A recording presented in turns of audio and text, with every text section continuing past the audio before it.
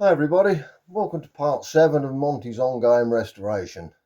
Now we started attacking the chassis and you can see done the back end here, cleaned that up. It cleaned up quite well actually with the old wire brush and a sanding disc, but then it started to rain. You can't work outside in the rain. I'm hiding in the shed here hoping it's going to pass over, but it never did. So there's plenty to do at home in the workshop, so I just packed it in and went home. Back in the workshop, looking at these wheel hubs, and in the middle of cleaning up, found a broken drum stud. That's going to have to come out. Difficult bit is, the back of it are burred over to stop them coming undone. So I need to get that drilled off, get rid of the burr, just dig the drill bit in at the top, get some penetrating fluid on it, pair of mole grips for a start. Unfortunately, had a bit of a yank round and it came undone. Work it up and down a few times, get that penetrating fluid right into it.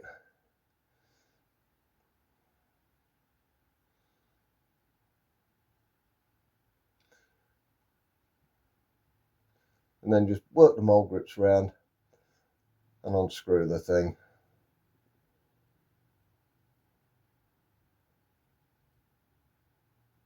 Not much room to move in between them wheel hubs. There we are, one broken stud. That came out quite easily actually.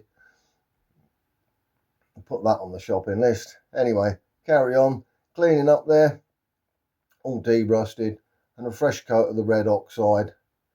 They can go on the shelf now, ready for their green paint later. Looking at these rear brake chambers now, these all need stripping down and cleaning. This is the offside one. And it's not too bad inside actually. As you'd expect, bit of grease in the back there, that all wants cleaning out. Little bit of rust up the bore, we'll have to get that off as well. But nothing untoward, and obviously the outside will want cleaning up. This is the near side chamber, and straight away I know this is going to have an issue because that little breather gauze there is all torn. And every time we work the brakes, that's going to be sucking in a mouthful of dirt. And here it is. What with that and some excessive greasing that's been going on over the years, that's going to take a bit of cleaning up and it's all got to go. Same again though, a little bit of rust up the inside the bore as well. We can polish that off and it should be all right.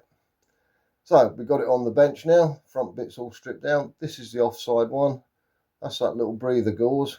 It's not breathing very much, all that paint on it, we'll have to clean that off. Front plate there and the rear plate, they hold the two rubber seals in. That's these two. Seals are in good condition, they're just covered in old grease and need cleaning up. And the actual grease itself in the front plate is proper dried out. So that wants all cleaning out and some fresh grease going in. Obviously been there a while. Right, everything's been through the parts wash. We've got it all laid out here. All the bolts have been cleaned up and everything's ready to go back together. We've made some fresh gaskets and we've given the outside of the pot a coat in the red oxide once we've cleaned all the old paint off. You can see inside, given the bore a little polish out there just to get rid of that surface rust. Springs all been washed out. Once I've got all that gunge off, the seal's looking quite good condition, so they'll live again. All we've got to do is put the thing back together.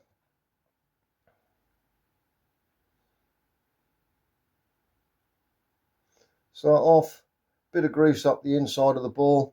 Doesn't want too much, but it wants to be rubbed well in. Don't just smear it on, get it in there, get it smeared right in.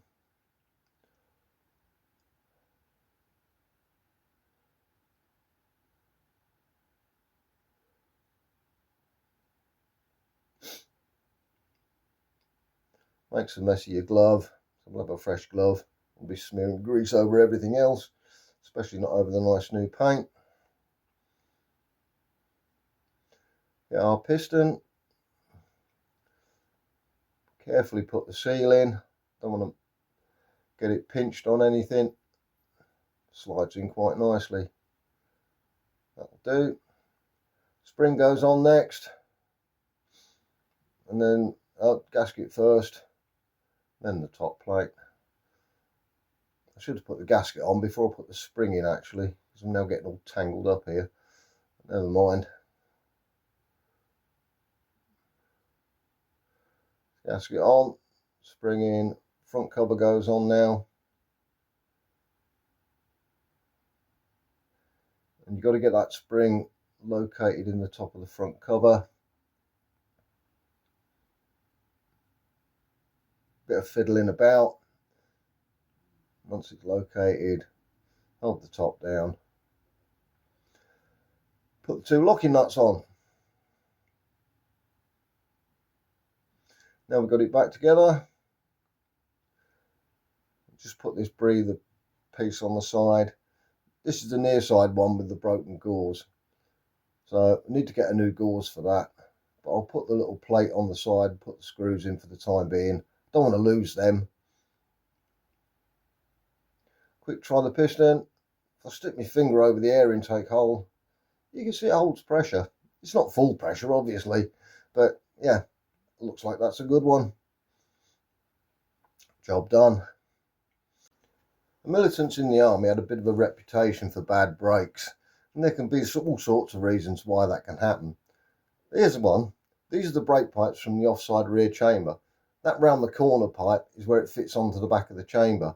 And if we look into the end of the pipe, you can see that is absolutely blocked up with muck and gunge, and two tiny little holes in the middle where the air's trying to get through. No wonder the brakes don't work very well, and that's all going to have to get cleaned out. In the meantime, have a look at some of these damaged back plates. I've had this one in the electrolysis bath, so it has cleaned a bit of the rust off. It wants to go round again.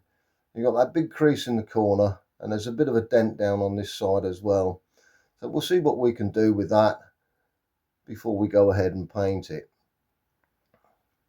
The little dent, that's dead easy to do. Plonk it on the anvil, just tap it out with the flat hammer, no problem at all.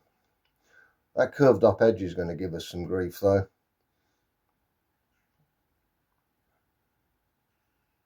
Not quite sure what we're going to do with that. Anyway, the idea being, or my idea anyway, I'm going to warm it up, put a bit of heat on it so it bends easy, and try and open that out a bit without doing too much damage.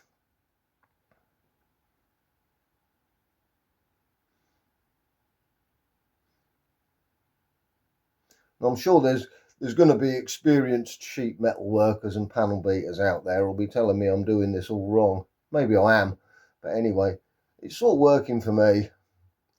Warm it up, get it nice and hot, and then pull it around a bit with the mole grips. I'm sort of struggling here. I'm not really winning, to be honest. Well, I don't know. I'm making a bit of progress. It is unrolling a little bit. Move along. We'll try this big bit now. Get that warmed up. Get the mole grips on. Bend it over. Yeah, it's still not going nicely, is it?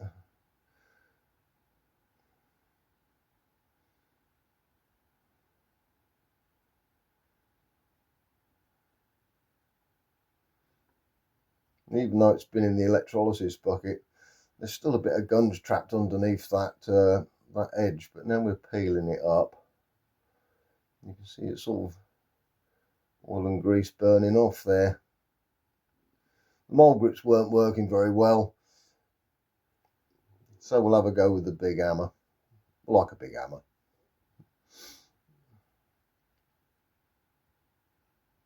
Oh, yeah. There's an awful lot of stuff still stuck on the inside of that that's pinging off. Never mind, that's working better. Now we're getting somewhere now. Anyway, got it all flat in the end, and it is quite badly damaged, so I think the only answer, I'll end up cutting that piece out and making a complete new bit for it. It's got a few splits in it there, and where I've been hammering it about, yeah, it's not very nice, is it? So we'll get rid of that and cut a whole new piece in. As for this one, I'm really not quite sure what we're going to do with that. Anyway, I'll get that in the electrolysis bucket first. We'll clean some of that rust off, and see where we're going. Speaking of cleaning rust off, there's always bolts to do. These have been in Phil's acid bath, and although they don't look much when they first come out, they do clean up quite nice. I'm quite impressed with that acid bucket. It's good for the nuts and bolts, that is. Anyway, hopefully it's going to stop raining shortly and we'll get back on to doing the chassis. In the meantime, thanks for watching, and we'll see you in part 8.